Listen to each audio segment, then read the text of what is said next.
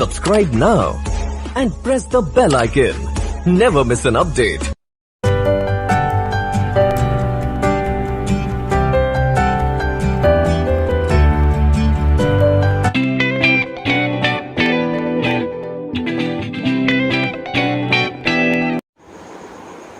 வணக்கம் நண்பர்களே, விஜய் பிரேக் பேசுகிறேன். பணக்கார தந்தை, ஏழை தந்தை.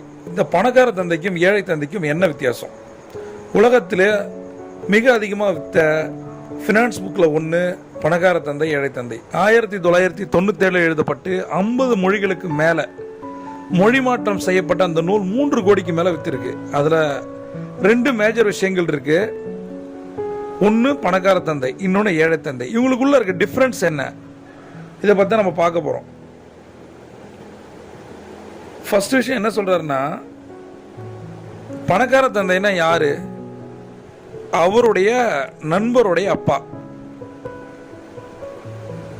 ஏழை தந்தைனா யாரு? அவரோட சொந்த அப்பா. அவர் கவர்மெண்ட்ல ஒரு பெரிய போஸ்டிங்ல இருக்காரு, நிறைய படிச்சிருக்காரு, ஆனா பணம் இல்லை. பக்கத்து வீட்டில் அவரோட ஃப்ரெண்டோட அப்பா நிறைய படிக்கல, பிஸ்னஸ் பண்றாரு, பணக்காரங்களா இருக்காரு. என்ன டிஃபரன்ஸ் அப்படின்னு பார்த்தீங்கன்னா, ஒற்றை வார்த்தை தான் அந்த புத்தகமே. பணக்கார தந்தை பணக்காரன் ஆனதுக்கும் ஏழை தந்தை ஏழையா இருக்கிறதுக்கும் என்ன காரணம்னு பார்த்தீங்கன்னா ஒன்னே ஒன்று தான். அது என்னவா இருக்குன்னு நினைங்களேன். உங்களுக்கு ஒரு 5 செகண்ட்ஸ் நான் டைம் தரேன். பணக்கார தந்தைக்கும் ஏழை தந்தைக்கும் ஒரே ஒரு வித்தியாசம் இருக்கு. என்னது?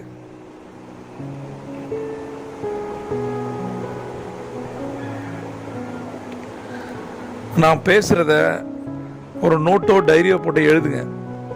ஒரு என்டர்டைன்மெண்ட் வீடியோ மாதிரி கடந்து போயிடாதீங்க, சரியா? இப்போ ஒரு கேள்வி கேட்டேன். பணக்கார தந்தைக்கும் ஏழை தந்தைக்கும் ஒரே ஒரு பேசிக் வித்தியாசம் இருக்கு. அதுதான் அவங்கள பணக்காரங்களாவோ ஏழையோ மாற்றி. அது என்ன அப்படின்னு நான் கேட்டேன்.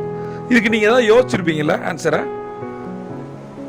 யாரோட ஆன்சர் மைண்ட் செட் அப்படின்றதோ அந்த ஆன்சர் கரெக்ட். இதோட ஆன்சர் என்ன? Mind set. ஒருத்தனுடைய மைண்ட் செட் தான் அவனை பணக்காரனாகவும் ஏழையாகவும் வச்சிருக்கு. இதுல சொல்லப்படுற மிக முக்கியமான விஷயம் என்ன தெரியுமா? முதல்ல பணக்கார தந்தை சொல்றாரு ராபர்ட் கியோசாகியை பார்த்து, முதல்ல வேலைக்கு போ, தொழிலை கத்துக்க, அந்த தொழில என்னென்ன திறமைகளை நீ வளர்த்துக்க முடியுமோ அதெல்லாம் கத்துக்கிட்டு ஓன் பிசினஸ் ஸ்டார்ட் பண்ணு அப்படிங்கிற. அவரோட சொந்த தந்தையான போர் டாட் என்ன சொல்றாருன்னா, ஏழை தந்தை என்ன சொல்றாருன்னா, வேலைக்கு போ, சம்பாரி, லைஃப்ல செட்டில் ஆகு. இதுல என்ன டிஃபரன்ஸ் அப்படின்னா, பணக்கார தந்தை சொல்லி தர்றது எல்லாமே ஃபினான்ஷியல் இண்டிபெண்டன்ஸ் பத்தி. அப்படின்னா என்ன? நிதி சுதந்திரம் அடையறதுக்கு நீ என்ன வேணா பண்ணு அப்படின்னு சொல்றாரு. ஆனா இவர் என்ன சொல்றாரு? வேலைக்கு போ, சம்பாரி, சேஃபான செக்யூரான ஒரு இன்கம் நீ வேலை பார்க்குற கம்பெனிலேருந்து வாங்கிக்கோ, அதுதான் செட்டில்மெண்ட் அப்படின்னு சொல்றாரு. அடிப்படையில் என்ன வித்தியாசம் இருக்கு பார்த்தீங்களா? நம்ம வேலைக்கு போறதே தொழிலை கத்துக்க தான் அப்படிங்கிறார்.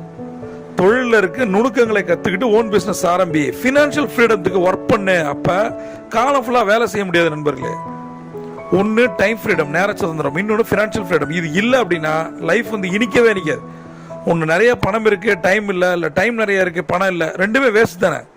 அப்ப நிறைய படி, நல்லா படி, மார்க் வாங்கு, ரேங்க் எடு, கேம்பஸ்ல போய் உட்காரு, சம்பளம் கொடுப்பான் வாங்கிக்கோ, கொஞ்ச நாள் கழிச்சு கல்யாணம் பண்ணு, வீடு வாங்கு, கார் வாங்கு, இஎம்ஐல ஓட்டு, குழந்தை பிறக்கும், அவனை ஒரு ஸ்கூல்ல சேர்த்து வச்ச காசுல அவனை படிக்க வை,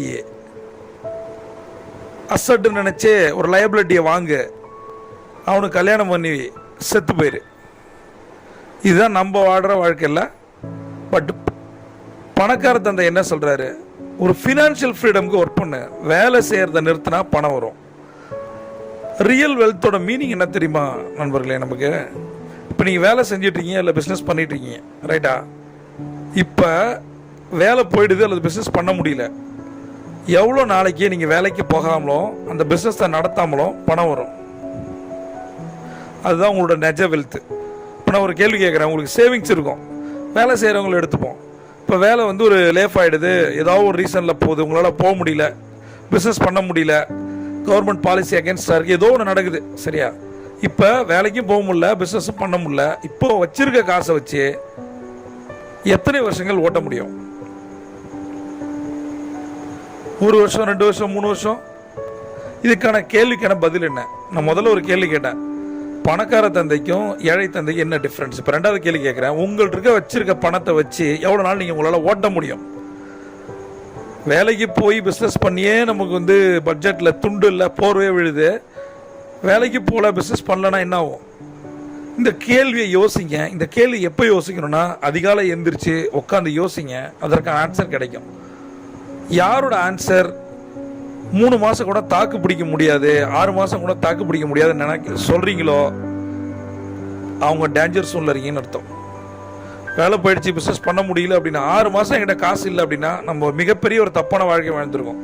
நம்ம வேலைக்கு போல பிஸ்னஸ் பண்ணல அப்படின்னா, யார் யார் இஎம்ஐயில் வீடோ காரோ வாங்கியிருக்கீங்க, இல்லை லோன், பர்சனல் லோன் எடுத்திருக்கீங்கன்னா நம்ம மாட்டிகிட்டு இருக்கோன்னு அர்த்தம், ஒரு ட்ராப்பில் இருக்குன்னு அர்த்தம். இந்த ட்ராப், இந்த பொறியை உடைக்கணும் அப்படின்னா நாம் நம்மளுடைய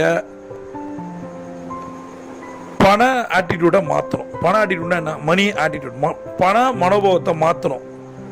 முதல்ல மனோபாவத்தை மாற்றணும்.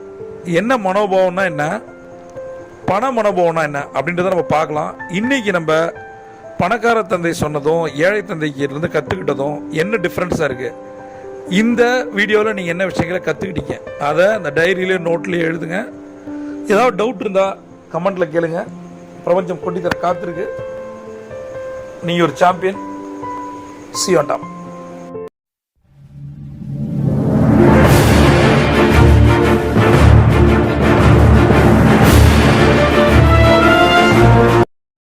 Subscribe now and press the bell icon.